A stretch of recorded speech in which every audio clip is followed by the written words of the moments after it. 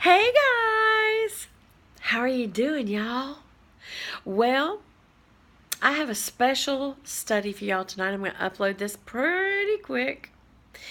You said that you wanted me to keep this up on Sunday nights, and I want to keep it up on Sunday nights. But as y'all know, I'm in Hawaii. Look at my little flower. Yes, yes. But I have to tell y'all something about this particular necklace. This necklace is a sterling silver wave. And why does this matter? Do you remember when Peter was walking towards Jesus and he looked at the waves and took his eyes off Jesus and he started sinking? Do you know the most important part about that story to me? It says, and Jesus reached out to him immediately. Immediately, y'all. Jesus isn't playing around with you. When you're in trouble, he reaches immediately.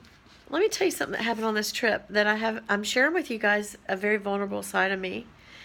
I did have a real deep fear of being on the ocean. I think because I have a respectful fear of its power. But more truthfully, I wasn't trusting that God was more powerful than that wave. And you know what? That was the same problem that Peter had. Yep, it was the same exact problem that Peter had. He took his eyes off Jesus and focused on the danger of the waves, the power of the waves, and then he forgot the fact that this was the God who made those waves and that Jesus could walk on water and he could control that water. He made that water.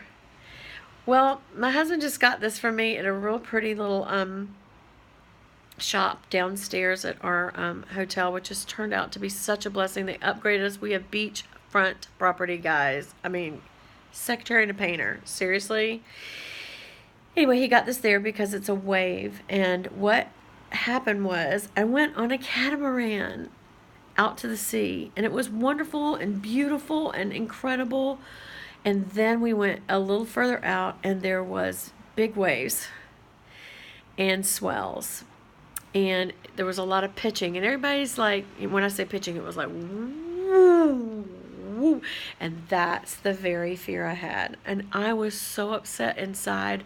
I told my husband, he knew, and I told the captain, I said, I'm kind of really having a problem. And he says, oh, I don't have a problem, blah, blah, blah, you know. And so I sat down with my husband, and it was like, okay, Lord, you said, I'll give you opportunities on this trip to trust me.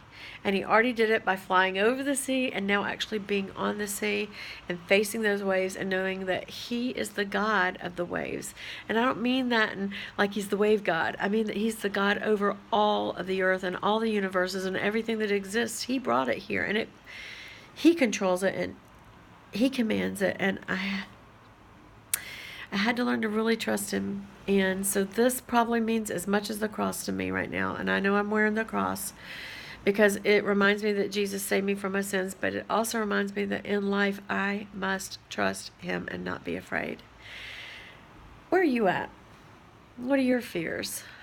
Maybe you might try facing them too and trust him. That he will see you through. And even if you do go through something that is not maybe exactly what you planned on, and it doesn't have to be a fear. It could be an illness. It could be a relationship broke up. It could be a lot of things. But if you'll face it with the Lord, he will truly get you through. And so I am going to end this by letting you come out here and hear. You are with me, guys. You are with me on Waikiki Beach, the most beautiful beach in the world. It has been said. And I'll be quiet so you can hear the waves.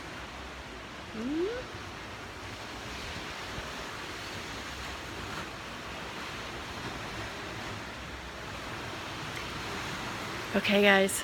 I'll see you in the next video. Bye.